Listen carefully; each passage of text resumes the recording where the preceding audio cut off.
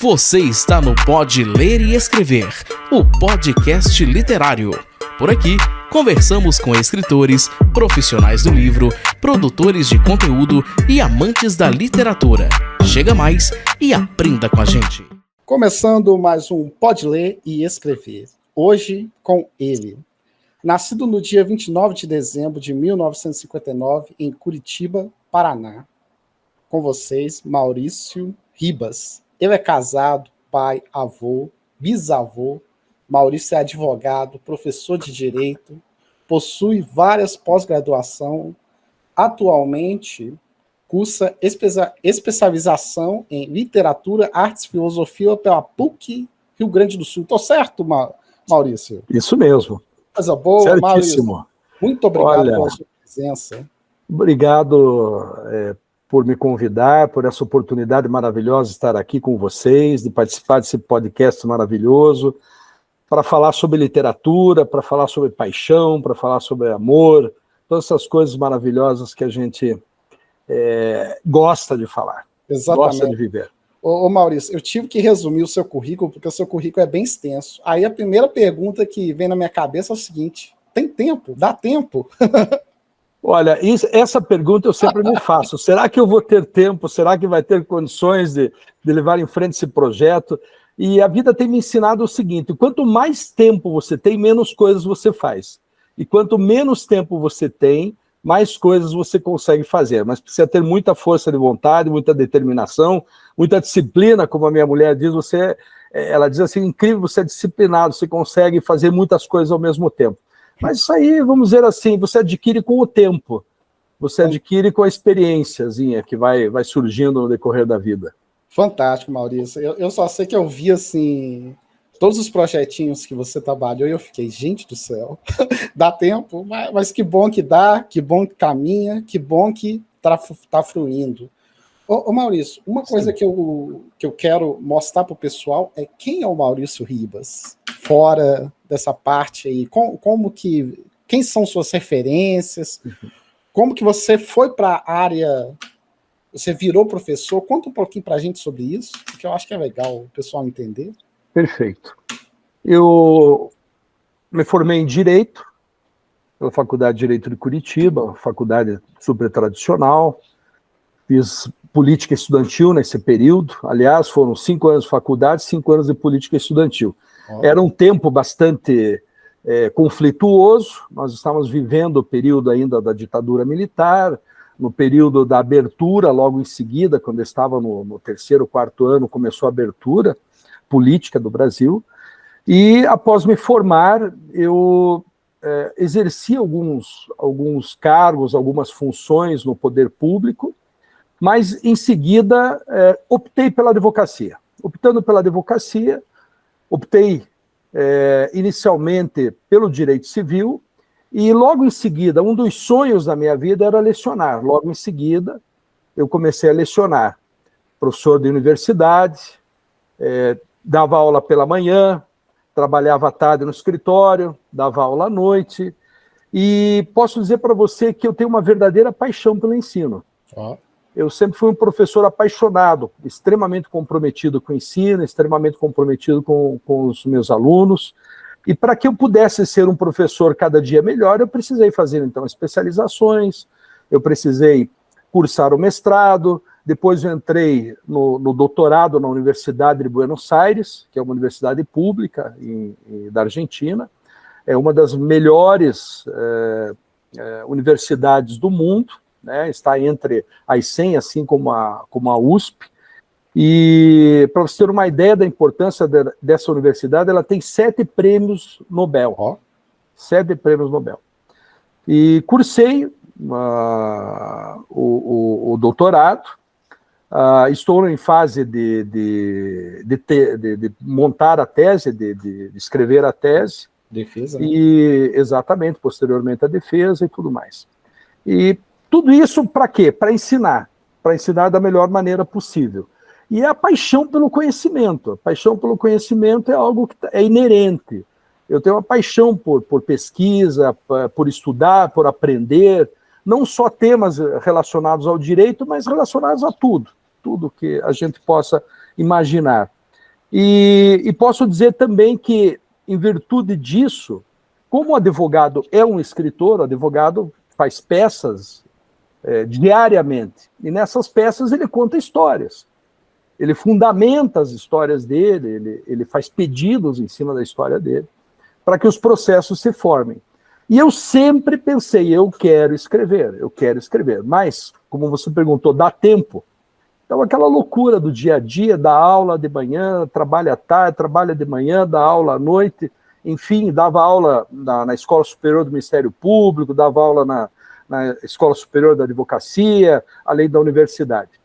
E, passados alguns anos, advogando, já quase 30 anos de advocacia, eu pensei comigo, eu quero fazer um período sabático. Né? Isso é bom. Ou seja, dar uma brecada, parar e pensar sobre a vida e fazer outras coisas durante um período. E foi o que eu fiz, E só que esse período sabático ele se estendeu, eu acabei resolvendo sair do Brasil.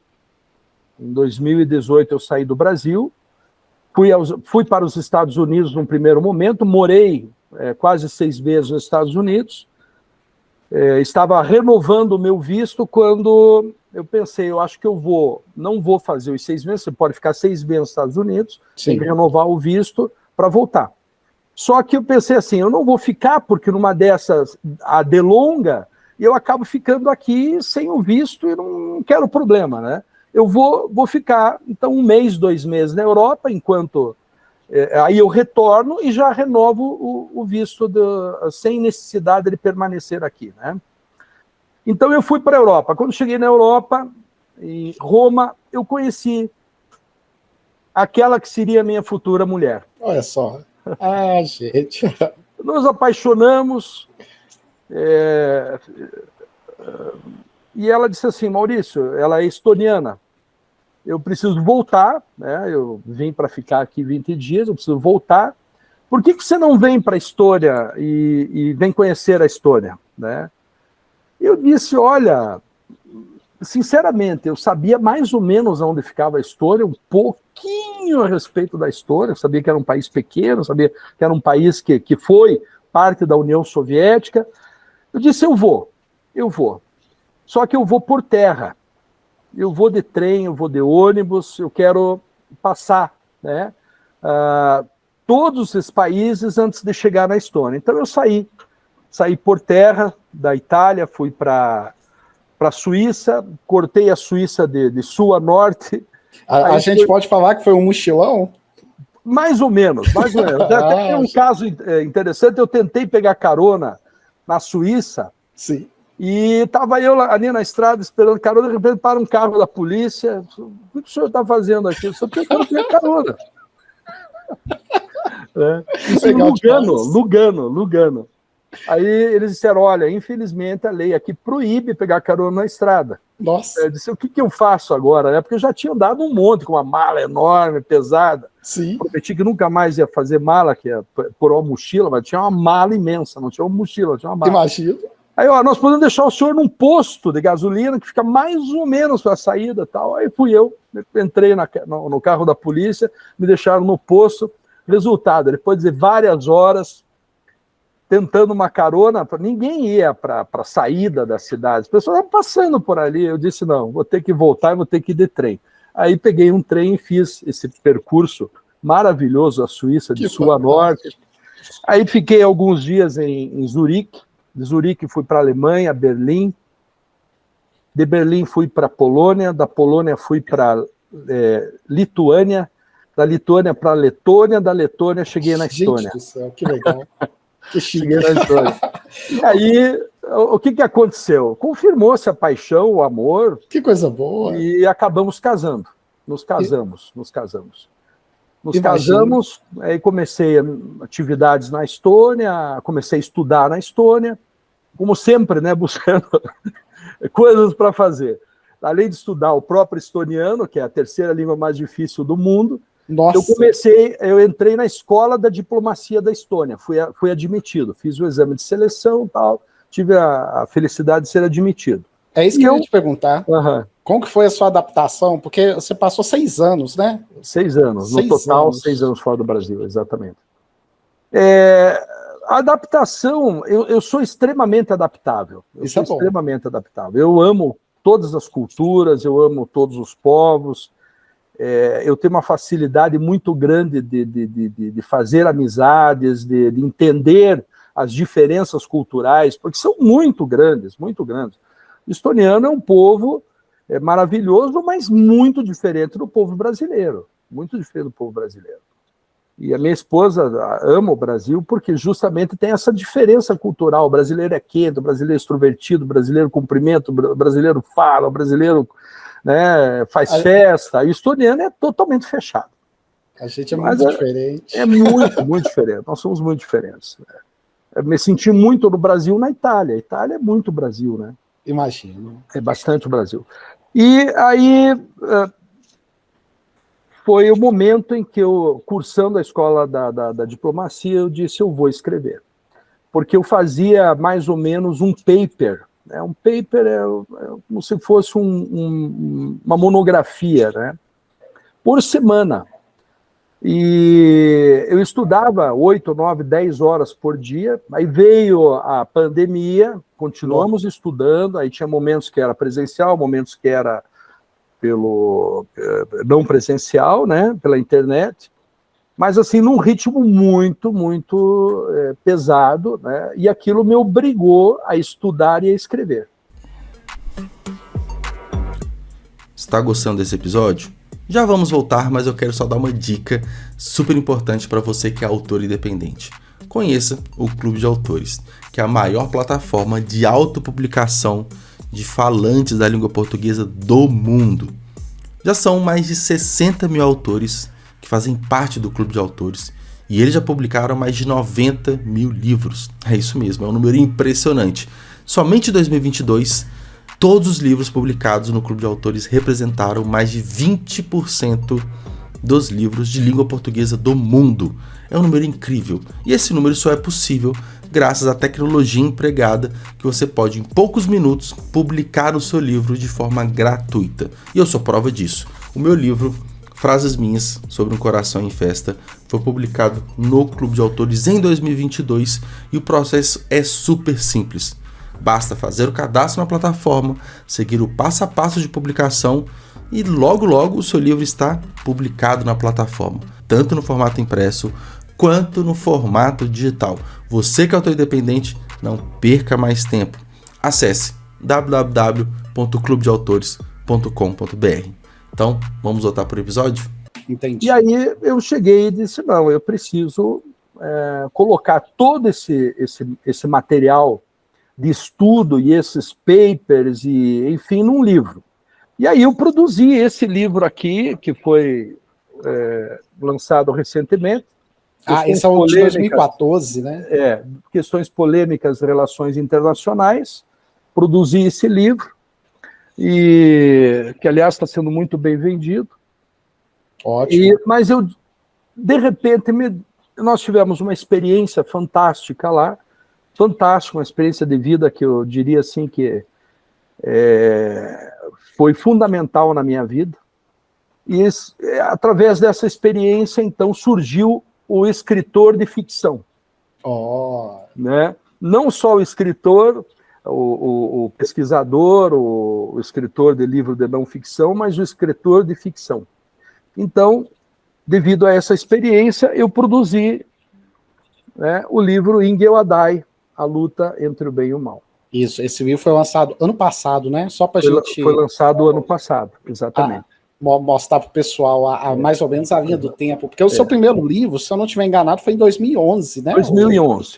Foi um livro acadêmico, foi um livro sobre reflexões sobre o direito latino-americano, né? Foi escrito em espanhol, na época dos estudos da Universidade de Buenos Aires. Eu fui coautor desse livro, então foi o primeiro livro, foi em 2011. Entendi. Depois, aquela loucura toda da advocacia, não tinha mais como escrever, dando aula de noite, aquela coisa toda. Exato. O escritor reprimido, né? Escritor reprimido.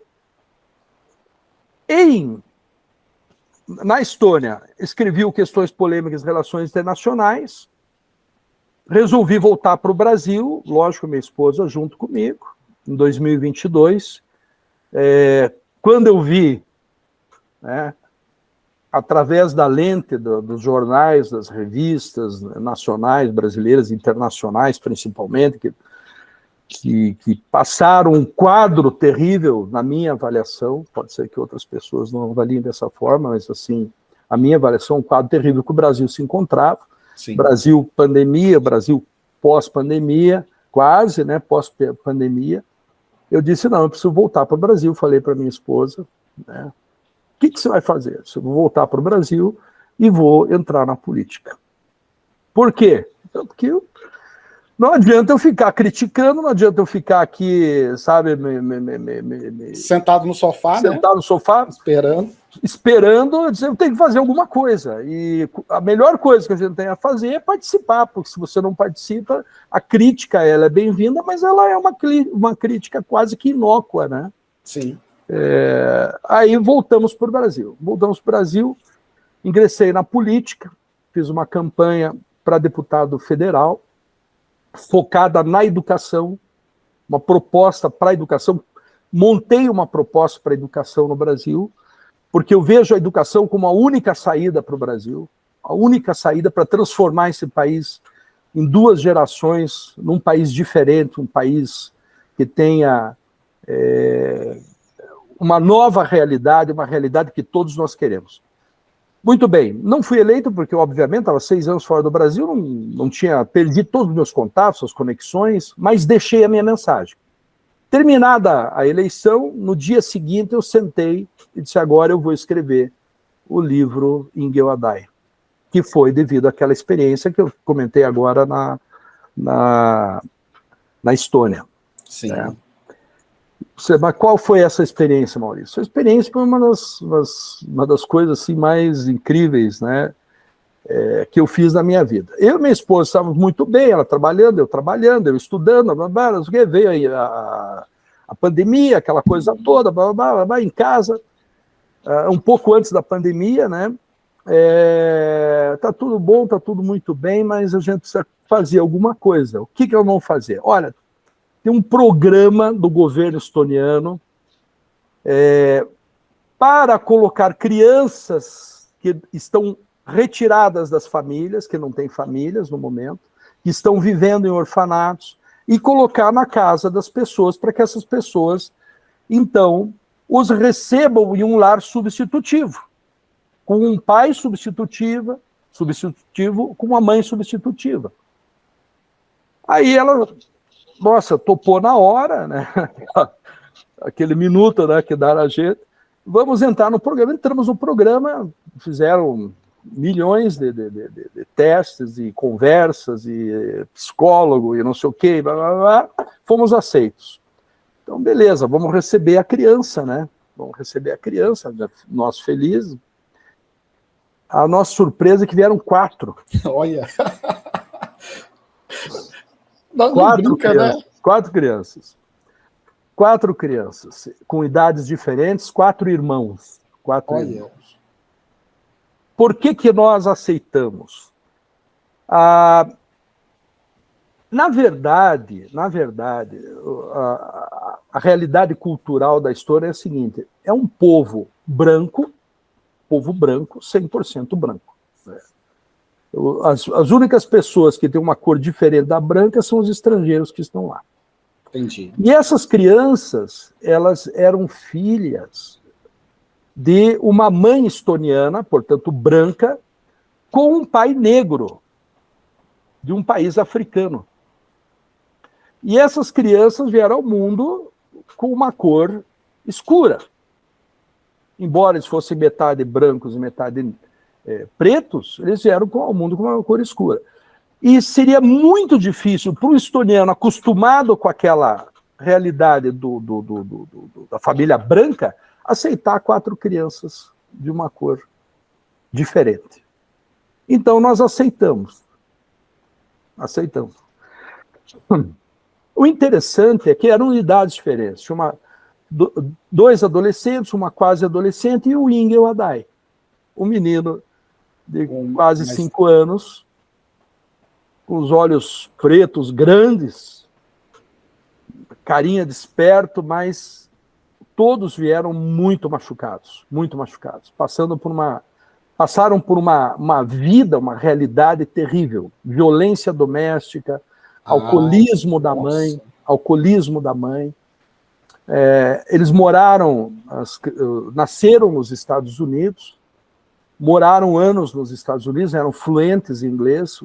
Aí os pais foram para a Estônia, provavelmente por problemas de violência familiar, não puderam ficar nos Estados Unidos. A mãe, como era estoniana, então, levou-os para os Estados Unidos, só que na Estônia o pai continuou com a violência doméstica.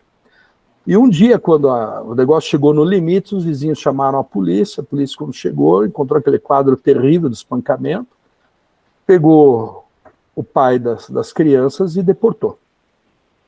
Nó. E a mãe para o tratamento psiquiátrico por causa do alcoolismo. Então, essas crianças foram colocadas daí numa instituição pública para serem cuidadas. E elas estavam nessa instituição há anos. De uma para outra, um cuidador para outro. Não tinha uma família. Você imagina uma pessoa alcoolista, ou alcoólatra, que toma grandes quantidades de álcool, fica 3, 4, 5 dias paralisada, Um pai que chegava em casa e espancava os filhos porque o mais velho não tinha feito cuidado direito, qualquer coisa nesse sentido. E as crianças foram tendo essa vida, tem que se falar, miserável, e foram se machucando, foram sendo machucadas, foram desacreditando no ser humano, nas pessoas, enfim. Não, sem contar o psicológico. O abalo psicológico das crianças. E eles foram lá para casa assim, desconfiando de todo mundo, de todas as coisas, e, enfim, com aquela experiência dos orfanatos. E aí nós tivemos aquele choque terrível, foi justamente já no período da pandemia, então os 6 em casa, fechados, e aquele comportamento de todas as crianças, comportamento terrível, totalmente desajustado. E nós começamos a trabalhar com isso. E o menor, ele olhava para mim e ele fazia que nem um tigre, sabe? Criança fantástica. Fazia... E eu dizia, meu Deus do céu, Poxa, eu estava tão animado, vendo as crianças para nós, tal. E aí eu disse, nossa, vai ser complicadíssimo, essa realidade aqui, essa pandemia agora, essa coisa. Só que lá as escolas continuaram funcionando, às vezes as escolas... Tinha revezamento, E os jardins de infância, que era o caso dele, até 7 anos, eles continuaram funcionando, porque os pais precisavam trabalhar. Entendi. Então, ele não deixou de ir. E um dia minha esposa, não sei se eu estou me alongando muito, você pode... Não, pode continuar, que está fantástica essa história. E aí, um determinado dia, minha esposa disse, Maurício, eu tenho uma reunião, ela é professora, inclusive está dando aula aqui no Brasil, eu tenho uma reunião cedo na escola, e eu não posso levar o Ingel. O nome dele não é Ingel, eu estou, para proteger a identidade nossa. Então eu vou chamar de Ingel. Você vai ter que levar o Ingel. Eu disse, olha, ele não vai querer ir comigo. Não vai ser possível. Não, Maurício, não tem jeito. É inadiável essa reunião, eu tenho que estar presente. Você vai ter que levá-lo para a escola. Ingel, Maurício vai ter que levar. Não quero, não vou. Olha, infelizmente, tchau, ela foi e saiu, e eu fiquei olhando para aquele menino. Se vira, que parecia uma onça, Uma onça, um filhote de onça. E aí, para pôr o casaco de neve, estava nevando bastante, estava frio, menos 15, menos 18. Aí foi uma luta para colocar aquele casaco de neve. Pegava o braço, ele tirava, mas assim, com aquele amor, com aquele jeito, envolvendo, tirava o braço aqui, eu punha lá e vestiu o casaco, fechei o zíper. Aí ela, vamos sair, Ingel. Não vou, e agarrava nas paredes, e eu abraçava, ia puxando, abria a porta, pus para fora. neve, escuridão, amanhece às 10 da manhã, escurece às 3 da tarde no inverno. Peguei a mãozinha dele e ele uivando, ele uivava. Meu Deus do céu. O que estava passando na sua cabeça? Porque, gente... As coisas mais incríveis que você pode imaginar. Agora se veja. Aí eu disse, pô, o que vão pensar, né? Cruzar o guri berrando e eu ali... Tudo bem, fomos caminhando, era uma caminhada, uns 2,5 km, mais ou menos. E eu, o que eu vou fazer, né? Como é que eu vou tocar o coração dessa criança, né? Não tinha diálogo, não tinha como conversar, vem aqui, vamos conversar. Entendeu? Aí viramos à direita numa rua, aquele clima todo, né? Um cachorro desses lá do Polo Norte, eles têm uns cachorros enormes, parecem uns lobos. Isso na rua lá normal, num dia comum. Não. Dentro de uma casa. Ah, sim. Dentro de uma casa, porque lá não tem cachorro na rua, viu? Ah, é isso daí que eu tava... Não tem cachorro na rua. O único cachorro na rua que eu vi, um carro da polícia passou, chamou o cachorro e pôs o cachorro atrás. O cachorro foi com a cara para fora, todo feliz. Gente assim. do céu. Eles recolhem imediatamente. Então não tem cachorro na rua. Esse cachorro uivou dentro de uma casa e ele se assustou. Eu vi que ele se assustou. Estava segurando a mãozinha dele aqui, eu vi que ele se assustou e começou a olhar. E em seguida tinha um palacete velho, escuro, troço assim que parecia uma casa mal assombrada, um castelo mal assombrado. E por incrível que pareça, Luiz, quando nós olhamos para dentro daquele mausoléu, tinha uma luz tênue na janela da cozinha, e quando você olhava para aquela janela, tinha Depois eu cheguei à conclusão que era um casaco que foi pendurado, e esse casaco tinha um capuz, como todos os... Né? E você olhava, quando você olhava, parecia que era uma pessoa que estava te espreitando pelo canto da janela. Gente do céu. E ele olhou aquilo, eu vi que ele se assustou. Eu disse, não olhe, porque é aquela mulher. Ele um troço na minha cabeça, eu disse, é aquela mulher, não olhe. Ele parou de chorar. Começou a confiar em você. Olha, vamos caminhando, não olhe para trás. E aí, como eu estava com um capuz de neve, eu comecei a fazer assim, e ele olhando em volta, assim, não olhe para trás, ela está vindo atrás de nós. E caminhei e tal. Quando chegou perto da escola, parei com o né? Entramos na escola e disse, Maurício, venha me buscar. Eu disse, nossa, mudou tudo, né? Mudou o pensamento dele, que coisa boa, ganhou a confiança do menino. Ganhei a confiança. Vem me buscar, daí você me conta mais sobre aquela mulher, né? Eu disse, tá bom. Só que é o seguinte, é um segredo meu e teu, não vou falar para ninguém. Né? Tá bom.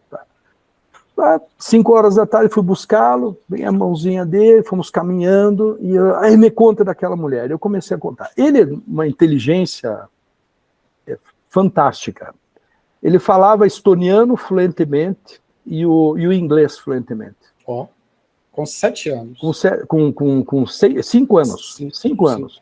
Fazia cálculo de cabeça, eu gostava de brincar com ele quando a gente caminhava para a escola, fazia cálculo de cabeça, assim. Colocava 10 laranjas, eu entreguei na mão de uma pessoa, ela chupou 2 e deu 8 para outra, essa outra perdeu uma, e depois chupou mais uma. Quantas laranjas tem? Ele dizia, não fale, e aí ele dava o resultado. Que fantástico. Você não sabe o resultado. Ele dava o resultado. Aí fui contando a história para ele, eu disse, é isso que eu vou fazer. Eu vou criar um arquétipo, que é o modelo, né? Esse arquétipo vai ser aquela mulher, e aquela mulher vai ter todos os defeitos que ele e os irmãos apresentam. Não quero tomar banho, não me encoste, tenho raiva de você, brigavam entre eles, não confiavam nas pessoas, uns nos outros, agressividade, não gostavam de escovar os dentes. Então essa mulher começou a ter todos esses comportamentos. E eu contava histórias e ela se comportava dessa maneira. sabe? Ela dizia assim, imagine, tomar banho é coisa para os loucos, né? Eu não gosto de tomar banho, eu não tomo banho porque eu não sou maluca. E eu gosto de comer bala o dia inteiro, como bala o dia inteiro. Por isso que eu sou bonita assim. Mas ela era horrível, né? Ela tinha um nariz enorme, uma verruga na ponta, só 2 dentes na boca, porque eu não escovava os dentes. Então tinha um cheiro terrível, a hora que ela chegava, aquele cheiro terrível, porque ela não tomava banho, né? E ela, sabe, brigava com todo mundo, ela falava mal, ela dizia palavrões, uma coisa terrível, terrível. Por quê? Esse arquétipo? Porque, na verdade, não adiantava eu dizer para ele, você tem que tomar banho. Eu não tomo banho, entendeu? E era grito, berro e pontapé, se chegasse para dizer, vamos tomar banho, era pontapé, já jogava as coisas. E ele passou a entender que tomar banho era importante, porque eu não queria ficar cheirando que nem aquela mulher, entendeu? Sim, ele começou a escovar os dentes, porque ele não queria ficar sem os dentes como aquela mulher que só tinha 2 dentes, ele já estava perdendo um, entendeu? Ela já estava perdendo, não ia ficar com um só. E aí eu fui contando para ele periodicamente histórias e ele foi mudando de comportamento. Ele se transformou numa criança totalmente diferente, uma criança alegre, que conversava, que ouvia quando você dizia para ele que tal coisa não estava correta, que devia ser diferente. Ele passou, inclusive, a corrigir os irmãos. Não faça isso, que isso não está certo. E, obviamente, a amizade se desenvolveu de uma maneira maravilhosa, né? Eu posso dizer que daí, pelo período da pandemia, nós estávamos permanentemente juntos, então permanentemente eram atividades, brincadeiras, saídas para passear na floresta. Lá, o esporte estoniano é passear na floresta, o país é 50% floresta. No período 50% floresta. No período de verão, você colhe frutas silvestres, tá? A pessoa vai com uma cesta, volta cheia de morango silvestre, de mirtilo, enfim, todos, red berry, raspberry, enfim, tudo, né? E também tem o período do cogumelo, então eles vão muito à floresta, é uma coisa maravilhosa. Tem o esqui também no período de inverno, né? O esqui que você faz na floresta, nas pistas. E aí, enfim, mais tarde ele voltou para a mãe, porque ela fez o tratamento e tal, e recentemente eu soube que, de novo, ele voltou para a instituição, porque a mãe não se manteve sem o álcool, né? Sim. E isso machuca muito a gente. A despedida foi muito triste, foi muito difícil. Porque foi tenso, né? Não foi muito, uma coisa... Não foi. E, assim, a despedida é o 2º livro. Eu pretendo fazer o Ingel Adai 2, contando como foi esse momento de despedida, o que aconteceu depois, né? E o livro, ele conta as mesmas histórias que eu contava para o Ingel. Só que essas histórias estão encadeadas numa história maior. Sim. Essa história maior, aquela mulher, ela representa, na verdade, o arquétipo que representa todos os riscos aos quais as crianças estão expostas. Quais riscos? Violência. Né? A violência no Brasil é uma coisa terrível, bala perdida. Quantas crianças morreram no Rio de Janeiro nos últimos 2 anos por bala perdida? Estão expostas ao crime. Milhares de brasileiros, crianças e adolescentes trabalham para o tráfico, como aviõezinhos do tráfico, como soldados do tráfico, crianças de 12, 13 anos, empunhando fuzis.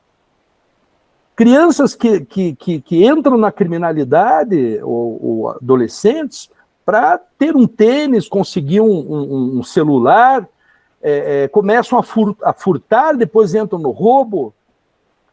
Crianças que estão fora da escola, crianças que passam fome, crianças com subnutrição e desnutrição. Então, quando uma criança é colocada nessa situação, né, pela família, pelo Estado, que deveria dar a ela condições de ter uma vida digna, ela acaba sendo conduzida automaticamente para esse outro lado, o lado, né, escuro da realidade.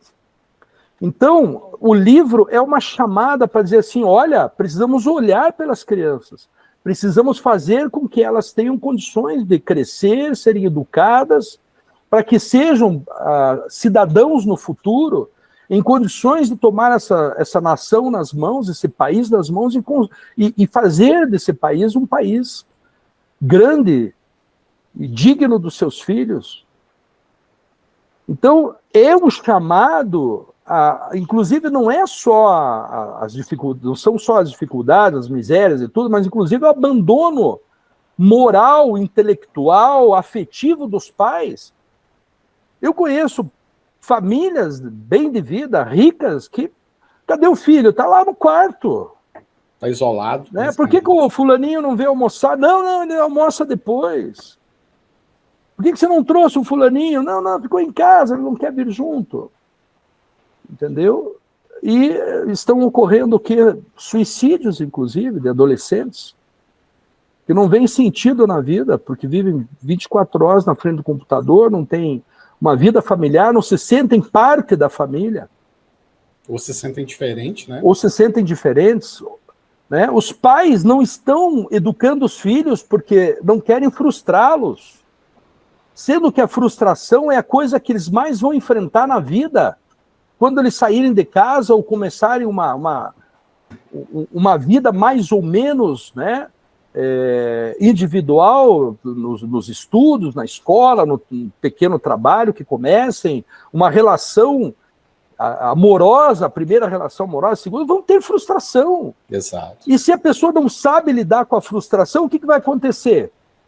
Ela vai procurar um canal, e esse canal normalmente são as drogas.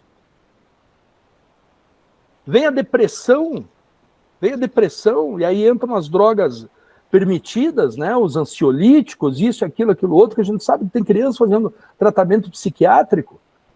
Então, esse livro é no sentido que os pais olhem para os filhos e que as instituições olhem para as crianças brasileiras de famílias que não têm condições hoje de educar, de criar, porque são famílias desajustadas porque o pai não tem emprego, a mãe está subempregada, não tem emprego e o pai está subempregado. A criança não tem uma boa escola, a criança não se alimenta corretamente, a criança não se veste corretamente, dignamente, como tem que se vestir, como todos os brasileiros têm o direito de se vestir corretamente, não com roupas de marca, mas o seu sapatinho, a sua calça, a sua camisa. O básico, né? O básico. O básico, exatamente, alimentação dentro de casa. Então, na verdade, o livro é um chamado a discutirmos essas coisas. E é também uma forma de comunicar-se com as crianças, porque o livro é cheio de arquétipos. O livro tem figuras. Ali eu trato do ego, eu trato do id, eu trato do superego, eu trato do alter ego. Por exemplo, o pai substitutivo do Engel no livro é o chamado superego, alter ego dele, que é o outro eu. É aquele que está conversando com ele como se fosse ele, né? Foi o papel que eu desempenhei, né? E eu coloco o gato Moses, que nós tínhamos um gato, e esse gato era um gato muito engraçado, e eu disse, não, esse gato vai fazer parte, ele é um gato falante, ele dá conselhos. Então, ele é, na verdade, o superego do Engel, porque o superego é aquela parte da nossa mente que tem os padrões éticos, morais, e que sustentam, né, a luta do ego contra o id, que o id é pura emoção, é puro instinto. Né? O id é aquela criança que rugia feito um gatinho ali, né, tentando se defender daquelas pessoas que ele não tinha confiança nenhuma, né? Aí vem o outro eu dele, que é o Michel, que era eu, e conversa com ele, explica as coisas, dá amor, passa confiança, né? Então, dentro do livro tem todas essas figuras, e ele, o Engel Adai, ele é convocado pelo gato Moses para conhecer-se, né? Aí nós temos dois patamares da nossa consciência. O consciente, que é representado no livro pelo sótão, onde ele vai e encontra os registros familiares, fotografias, roupinhas que ele teve e tal, e ele começa a lembrar da família, e depois ele vai para o basement, que é o porão, né?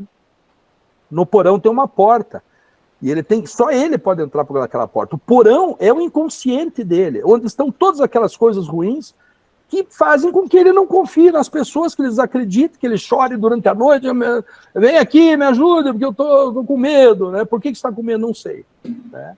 Eu estou com medo, fique aqui. Como ele fez dezenas, centenas de noites. Né? Maurício, começava a gritar, e dizer, que foi? Eu estou com medo. Você está com medo do quê? Estou com medo, fica aqui. Olha só, vou ficar aqui, vou sentar aqui. Tinha uma cadeira, onde eu sentava e contava as histórias para ele. Eu vou sentar aqui. Tá? Mas nós temos que dormir, porque amanhã você tem que ir para a escola, tem que trabalhar. Né? Então tá bom, fique comigo.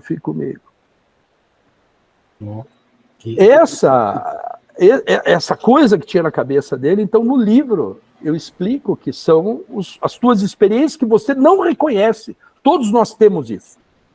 Todos nós temos no inconsciente arquivado coisas que nós não sabemos, quando você tinha um mês, quando você tinha um ano, quando você tinha 2, quando você tinha 3, quando você tinha 10 anos.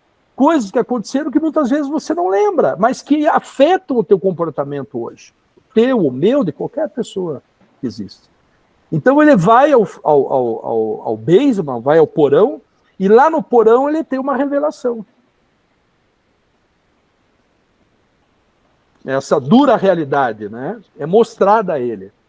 Aí diz o seguinte, ele recebe uma charada que ele tem que responder. Só respondendo essa charada é que ele consegue se libertar.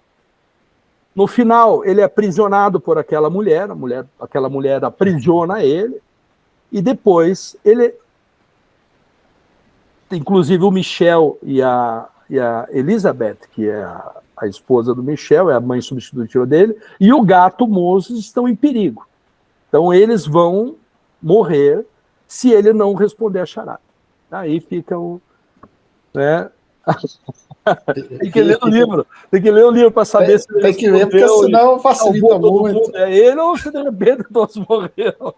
Não, mas eu vou te falar, eu tô encantado. Gostei muito do que eu ouvi e espero encontrar esse livro em algum canto. Olha, você encontra.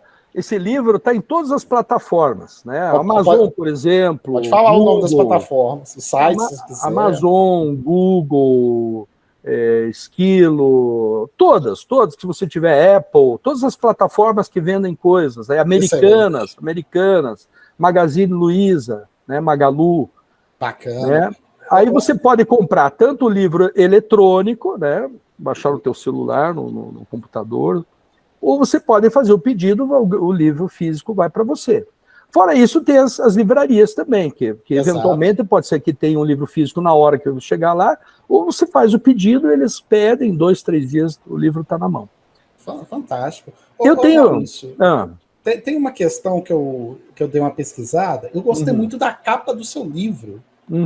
Como que foi Mostra aí pra gente, porque o pessoal vê, quem tá no YouTube tá acompanhando a gente. Como que você escolheu o desenho? Como que foi esse processo, junto com o ilustrador? Vamos falar o nome dele também? Olha, o ilustrador é o Lilo Santetti, que é meu neto. Olha só. Coisa boa. E é um artista maravilhoso, é ilustrador, né? E aqui é o momento que o Ingel está perdido na floresta. Ele pensa que o Michel morreu, e aqui ele está perdido na floresta. Aqui tem ele está sendo observado ali, né? E aquela mulher encontra ele na floresta e diz: o Michel morreu, você tem que vir comigo, porque você não tem ninguém mais na vida. Né?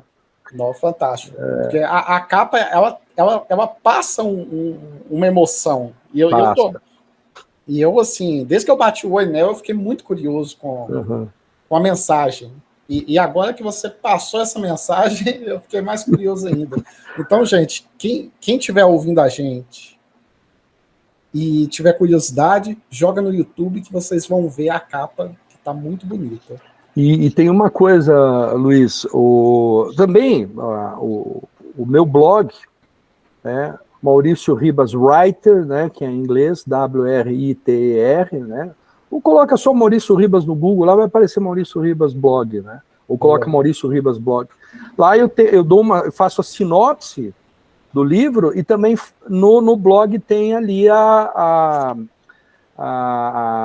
análise da questão psicológica que é abordada dentro do livro. Olha que bacana. Tá? Então, a pessoa pode olhar lá a sinopse a respeito do livro e também a abordagem psicológica. Não, que fantástico. Ô Maurício, e como que é a sua relação com a internet? Você gosta de estar na internet? Porque eu vi bastante material seu. Uhum. E o que você acha da internet? Porque pelo que eu vi, eu sei que você tem um discurso político muito bom. Eu gosto muito da sua linha de raciocínio. Principalmente quando você fala da evolução tecnológica nas escolas. Isso. Aí eu queria que você falasse um pouquinho. Assim, perfeito. Primeiro sua relação, se você gosta ou não. Ah, não, eu só estou aqui só para divulgar meu trabalho. Tirando isso, eu quero descansar. Olha, a internet é, sem dúvida nenhuma, algo extraordinário. Eu sou do tempo que, para fazer uma pesquisa, eu tinha que ou ter a Barça em casa ou ir às bibliotecas, né? Hoje eu sento aqui, eu entro na biblioteca do Congresso americano, né? Exato. Existem plataformas aí que têm milhões de livros. Inclusive plataformas que têm estudos desenvolvidos por pesquisadores, né? E você tem acesso a esses estudos em PDF. A internet é maravilhosa, é fantástica. Eu estou escrevendo um livro agora que trata da guerra da Ucrânia. É um brasileiro que primeiro vai para a Estônia, ele se alista porque ele é de origem ucraniana, e também tem um outro acontecimento na vida dele que faz com que ele queira realmente se alistar. Aí ele conhece uma mulher maravilhosa, se apaixona por ela, fica naquela dúvida, se ele vai ou não vai, se ele vai ou não vai, ele acaba indo, porque moralmente, para ele, eticamente, é extremamente importante. Mas eu falei isso pelo seguinte, eu tenho na internet milhões de informações, fotos, né? Eu quero falar sobre a chegada dele em Kiev, eu pesquiso a foto da rodoviária de Kiev, pesquiso os prédios em volta, o nome das ruas. Então hoje você tem um material fantástico na internet. Mas, por outro lado, a internet também te traz uma série de coisas que são extremamente negativas. E isso tudo faz parte da vida, né? Até beber água demais faz mal, certo? A pessoa pode morrer se beber água demais. Não sei se você já sabe, dá um Google aí. Exato. Se você beber água demais, pode morrer. Então, tudo tem que ser feito com parcimônia e com equilíbrio, né? Então, a resposta é sim. Adoro a internet, uso muito a internet, gosto de me comunicar através da internet, Instagram, Facebook, tenho o meu Instagram, Maurício Ribas, @mauricioribas.pr, e eu tenho Facebook, tenho blog, tenho LinkedIn, né? Agora, lógico, eu também tenho parcimônia, porque você pode ficar 24 horas nesses instrumentos e perder muito tempo de produção. Então tem que ter um certo equilíbrio, porque eu não posso passar muito tempo no Instagram, ou no LinkedIn, ou seja lá onde for, né? E a segunda pergunta é sobre... Acabei me perdendo. Não, tranquilo. Não, é porque eu aproveitei que eu falei que a gente estava falando sobre internet. Eu lembrei do seu discurso sobre a evolução tecnológica na educação. E assim, eu gostei muito dessa mensagem que você... da linha de raciocínio que você passou. Eu queria só que você desse uma pontinha aqui, só para a gente deixar registrado aqui no nosso podcast, que eu acho que vai valer muito a pena. Olha, Luiz, como eu falei, eu vivi um período grande na Estônia. A Estônia é o país mais digital do mundo. Hoje, 97% de tudo que você precisa fazer como cidadão estoniano, como pessoa, você faz via internet. Você compra carro, você vende, você pega documentos, você entra, por exemplo, você não precisa ir lá ao departamento de trânsito, você faz pela internet. você não precisa ir a um cartório, você faz pela internet. Todas as assinaturas são digitalizadas, você recebe o contrato, você digitaliza sua assinatura, você devolve, você não precisa ir lá buscar o contrato, você aprova as cláusulas, faz o contrato. É o país mais digital do mundo, E a escola está digitalizada. Inclusive, ontem eu fiquei sabendo que eles pretendem digitalizar 100%. O que não faz por digital? Casar você não faz, e divorciar-se você não faz. Entendeu? Agora você vai poder casar também e vai poder se divorciar. Nossa! Você vai fazer 100% de todas as coisas digitalmente. E o ensino está dessa forma disposto, digitalizado, e isso representa um grande avanço, porque as crianças, durante o período, por exemplo, da pandemia, ninguém perdeu aula. Olha só, ninguém deixou de fazer prova, ninguém deixou de ser assistido nas dificuldades. E o Brasil hoje está entre os últimos lugares de digitalização do ensino, e isso tem que mudar. As crianças têm que ter condições de acessar informações da escola via seus computadores. Lógico que a criança vai ter que ter um computador, isso o Estado precisa prover. Essas coisas são extremamente importantes, é a nova tecnologia. E eu tenho um programa de digitalização do ensino. Só para te dar um exemplo, quando as crianças iam para a escola, minha esposa já recebia. Você chegou 5 minutos atrasado, olha só, eu já recebia uma comunicação. É instantâneo. Opa, sim. Fulano chegou 5 minutos atrasado. Beltrano faltou de manhã. Entendeu? As notas e os trabalhos, todos eles digitalizados. Todos. Entregou trabalho, não entregou trabalho, entregou atrasado o trabalho, quanto que recebeu de nota, por que aquela nota foi né? Se o aluno está bem, se não está bem, se ele está animado, se ele está desanimado, se ele comeu, se ele não comeu. Você tem todas as informações, você não precisa ir na escola perguntar. Nossa, isso eu acho que é um histórico assim, maravilhoso para o aluno, porque você começa a entender. Fantástico. É fantástico. Por exemplo, a saúde lá é digitalizada, ou seja, você tem um prontuário médico na plataforma de saúde da Estônia. Qualquer médico, qualquer lugar que você vá, qualquer hospital, puxa na mesma hora todo o teu prontuário. Se a pessoa está desacordada, se a pessoa sofreu um acidente, na hora sabe se ele tem alergia, se ele usa algum medicamento de uso contínuo, se ele precisa tomar insulina, está tudo ali. Está tudo ali. Cada carteira de identidade tem um chip. Esse chip vale para tudo. Você entra em banco, você paga a conta, você recebe. É tudo digitalizado. O Brasil precisa usar a digitalização e a internet para a formação das crianças. Pesquisa, estudo, acompanhamento. Então, eu tenho um programa e obviamente, uma proposta para que isso aconteça em termos de educação. Mas, se você me permite, eu sei que o tempo já está no finalzinho. Não, pode falar. A educação no Brasil precisa de uma transformação, e essa transformação tem que vir da sociedade em conjunto com o poder público. Essa educação que nós estamos vendo aí, ela não funciona.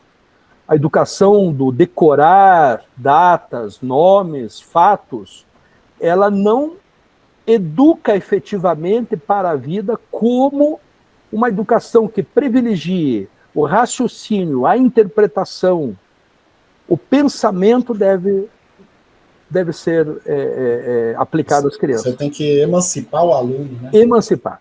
É como Paulo Freire dizia, você não passa o conhecimento, você faz com que o conhecimento se forme na pessoa. Essa transformação é necessária. Então, nós precisamos debater com a sociedade. Cientistas, professores, pais, né? Toda a sociedade, os órgãos, né, como a ABI, OAB, CNBB, precisam participar. Então, primeiro, precisamos de um grande debate. Qual é a educação que nós precisamos para os brasileiros? Segundo ponto, as escolas precisam ser em tempo integral. A criança tem que fazer arte, ela tem que fazer esporte, ela tem que fazer música, né? Não que música não seja arte, mas só para especificar. Exato. Dentro da escola. Ela tem que estudar dentro da escola, ela tem que fazer a sua tarefa dentro da escola. Quando ela chega em casa preparada para relaxar, fazer a refeição da noite com a família e descansar. Ela tem que se alimentar na escola. Hoje nós temos 10 milhões de crianças que passam fome no Brasil, que não tem o que comer, não comeram hoje. 10 milhões. Se nós colocarmos pesado. Alimentação na escola, café da manhã, almoço, lanche, jantar para aquelas que precisam, nós acabamos com a subnutrição, com a desnutrição. As crianças têm que ser acompanhadas por médicos, por psicólogos nas escolas, as famílias têm que ser acompanhadas. Então, essa transformação, essa revolução educacional tem que ser feita no Brasil, urgentemente, urgentemente. Enquanto o filho do porteiro não estudar na mesma escola do filho do dono da cobertura do prédio, o Brasil não muda. Na Estônia, o filho do presidente estuda na mesma escola do limpador de rua lá. Não é escola diferente. É isso que a gente tem que tomar consciência para a gente poder mexer e fazer acontecer. E fazer acontecer. Agora, escola, estudo, educação, ele é um investimento, ele não é gasto. Nós vemos gastos terríveis acontecendo em coisas que não vão trazer resultados para o Brasil.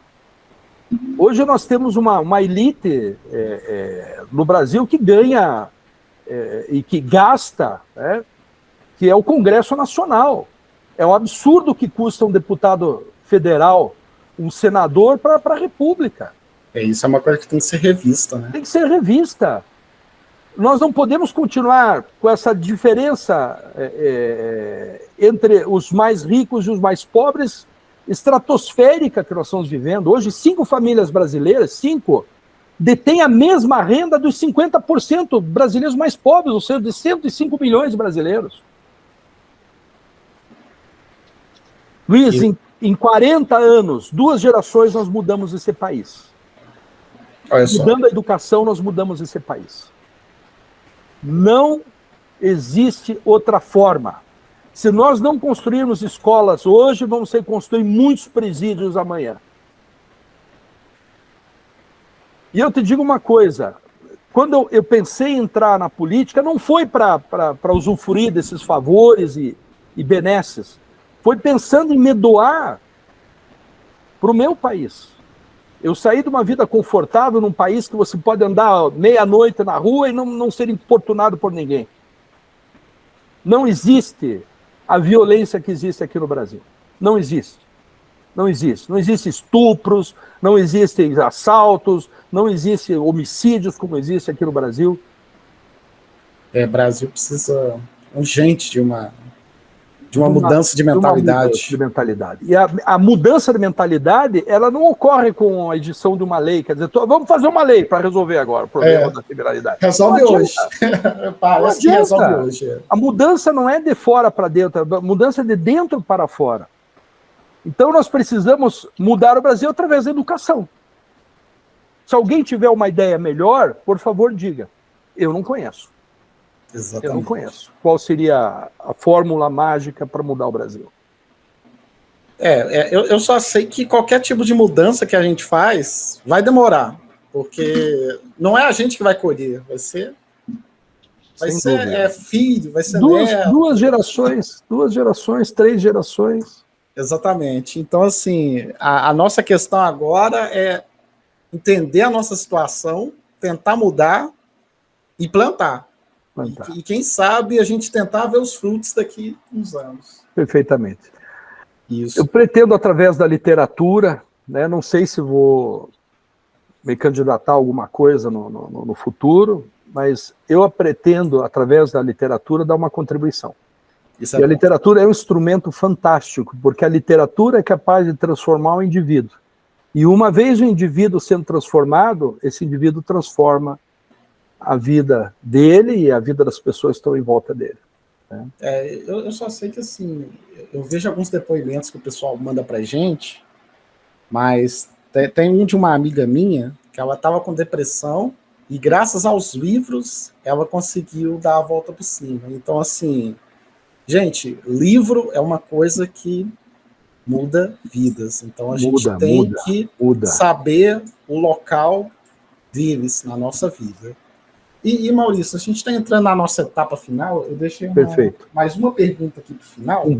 Só vou deixar um recadinho aqui para o pessoal, que é, gente, quem puder avaliar a gente no Spotify, a gente agradece, porque isso ajuda a chegar o nosso material para outras pessoas. Nosso YouTube, a gente bateu números maravilhosos no mês de janeiro, e esse mês a gente também está batendo números poderosíssimos em relação ao ano passado. Então, assim, eu só tenho a agradecer todo mundo que nos ouve, todo mundo que curte o nosso material, todo mundo que gosta do que a gente faz. Então, assim, é só gratidão que eu tenho. E, Maurício, gratidão por você ter participado, por você ter dado essa aula aqui pra gente, porque eu tenho certeza que todo mundo que ouvir, pelo menos, assim, um pouquinho desse podcast vai se sentir diferente. E isso é bom. Que bom. Nosso objetivo é esse, trazer um pouquinho de mudança, mesmo que seja por alguns minutinhos. E esse é o nosso objetivo. Sem dúvida. Olha, eu sempre deixo essa pergunta para o final, porque eu acho que ela é muito poderosa. Então é o seguinte, se você pudesse indicar 3 livros, quais você indicaria? Olha... Eu gosto dessa pergunta, porque essa pergunta não é fácil, sabe? Olha, qualquer período, qualquer... Eu indicaria, lógico, além dos meus livros, né, que é a oportunidade de eu indicar. Né? Exato. Pode ficar à vontade. Por Quem os Sinos Dobram, Ernest Hemingway. Fantástico, lindo. Fantástico, maravilhoso. É maravilhoso. Assim, uma obra de arte. Uma obra de arte. Eu indicaria Vida e Destino, do Vassili. Isso. É um livro de 600 a 700 páginas, mas é um livro que traz uma realidade incrível da Segunda Guerra Mundial. Eu gosto muito do tema. Eu sou um defensor da paz e esses livros eles trazem uma mensagem incrível, não panfletária, a respeito da paz, a respeito da necessidade do amor prevalecer entre os homens. E o terceiro livro é um livro de poesia. É um livro de poesia da Rupi Kaur. Esse eu não conheço, mas vai para minha listinha, para me pesquisar. É um livro de poesia. É um livro de poesia dela. Inclusive, no Brasil, são 2 ou 3 livros que ela tem, né, que são bastante recentes. Mas como ela é uma poetisa maravilhosa e que vale a pena nós estudarmos o trabalho dela. Inclusive, eu tenho no meu blog uma análise do livro, e eu acredito que ele vai ser impactante na vida das pessoas, porque ele traz uma mensagem a respeito da vida, da solidão, dos relacionamentos, do enfrentamento das dificuldades e da superação, principalmente. Tá? Então, eu acredito que esse livro de poesia ele vai ser muito importante na vida das pessoas, aqui dos nossos amigos que estão nos assistindo agora. Não, fantástico, Maurício. Mais uma vez, muito obrigado pela sua presença aqui. E Maurício, a gente já tinha falado sobre isso, mais ou menos no meio do episódio, mas aonde a gente te acha? Vamos repetir de novo as redes sociais, o site? Eu estou no Instagram, no @mauricioribas.pr de Paraná.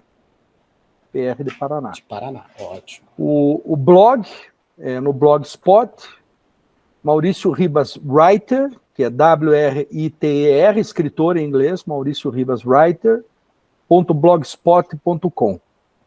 Se você colocar no Google, vão aparecer as redes sociais e o blog. Não, então, esses são os dois lugares mais importantes que eu concentro mais a minha divulgação, meu material, meus pensamentos, através do Instagram e do blog, principalmente do blog. Excelente. Já que o pessoal já te acha fácil, deixa uma última mensagem para quem ouviu a gente, para a gente encerrar. Perfeitamente. Primeiramente, quero agradecer a oportunidade, foi muito especial estar aqui com você, com o teu público, a oportunidade de falar sobre essas coisas que tocam fundo no coração da gente, é excepcional. A mensagem que eu tenho para deixar é uma mensagem de fé, de esperança, uma mensagem de chamamento para que as pessoas se unam, aquelas pessoas que querem um mundo melhor, que acreditam no ser humano, que acreditam na transformação, que acreditam na esperança, que elas se unam. Normalmente as pessoas pensam, mas eu estou sozinho, você é só um, Não, nós estamos conectados com milhões de pessoas que querem o mesmo que nós. E se nós fizermos um pouquinho que seja, vai somar ao pouco que os outros estão fazendo, e isso vai ter um volume muito grande. Então não é à toa que aquela música, né, do Milton, um mais um é sempre mais que dois, né? Então nós precisamos ter a consciência de que existe, a esperança está em primeiro lugar e que existe a possibilidade de uma transformação que é necessária, né? Uma transformação dos seres humanos para que eles transformem o mundo num mundo melhor, que é o que nós desejamos. Não, fantástico. Gente, muito obrigado e até a próxima. Abraço, obrigado. Abraço.